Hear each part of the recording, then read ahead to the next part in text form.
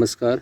मेरी खेती आध्यात्मिक खेती इस विषय में आज हम देखते हैं कि किस प्रकार से ज़मीन की उर्वरक शक्ति को बढ़ाने के लिए हम खेती में क्या-क्या यूज़ कर सकते हैं। जिसमें सबसे पहले खेती से जो भी अनाज आदि निकलता है उसमें से जो वेस्ट मटेरियल होता है उसको बिल्कुल जलाना नहीं है या बाहर नहीं फेंकना है। जैसे कि गेहूँ का भुस्सा हो, धान का भुस्सा हो, मूंगफली के टर्पल हो या गन्ने के पत्ते हैं, इसको बिल्कुल बाहर नहीं निकालना है। या तो इसको ज़मीन के ऊपर आच्छादित कर दो या तो हल चला के ज़मीन में मिला दो।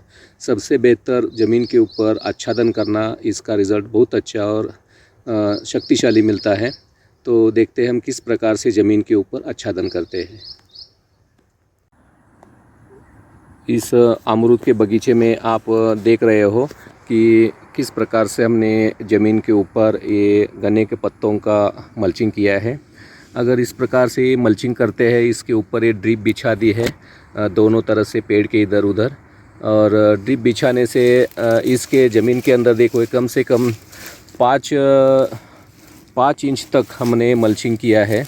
और इसके ज़मीन नीचे जो मिट्टी है वो मिट्टी देखो कैसे भुरभुरी बन गई है सारी।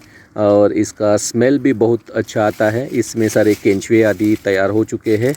और जैसे ये कंपोस्टिंग हो रहा है तो कंपोस्टिंग के समय इसमें नीचे जो ह्यूमस बनता है उसमें वाइट रूट्स बहुत बढ़ते हैं और पौधे हरे भरे होकर बढ़ते हैं। देखो अभी ये अमरूद का बगीचा पौधा 2 साल का है। तो इसमें इस प्रकार से अभी ये अमरूद लग रहे हैं पेड़ में। करीब 70-80 फल लग गए हैं इसमें।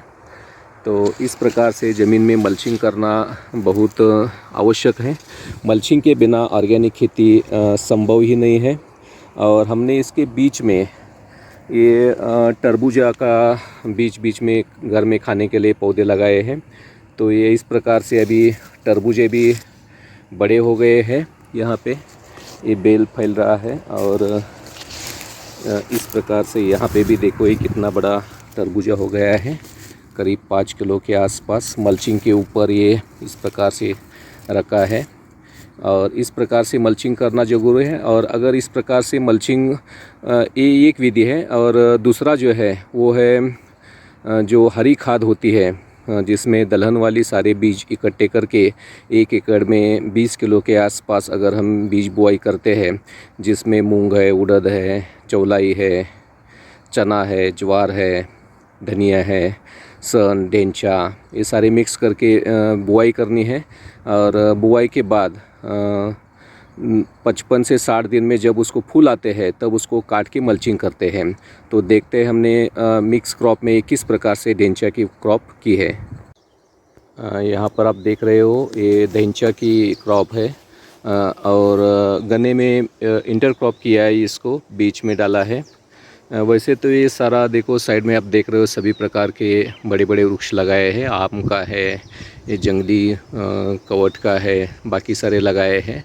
परंतु इसमें जो डेंचा का क्रॉप किया है, मेन क्रॉप तो ये सारे पौधे हैं, जिसमें अभी यहाँ बीच बीच में भी हमने जंगल टाइप बनाया है। ये आम का पौधा है और इसके बीच ये गन्ना है, फिर इधर सीताफल है। इस प्रकार से इधर भी ये सीताफल है और इसके बाजू में ये अमरूद का लगाया हुआ है। अभी छोटा है अमरूद, फिर भी फल लग रहा है इसको। तो ये डेंचा की जो क्रॉप है वो अभी करीब इसको 55-60 दिन हो गए हैं। इसको अभी देखो ये छोटे छोटे फूल दिखाई दे रहे हैं। तो अभी ये समय आ गया है कि हम इसको काट के इस प्रकार से मल्चिंग कर रहे हैं।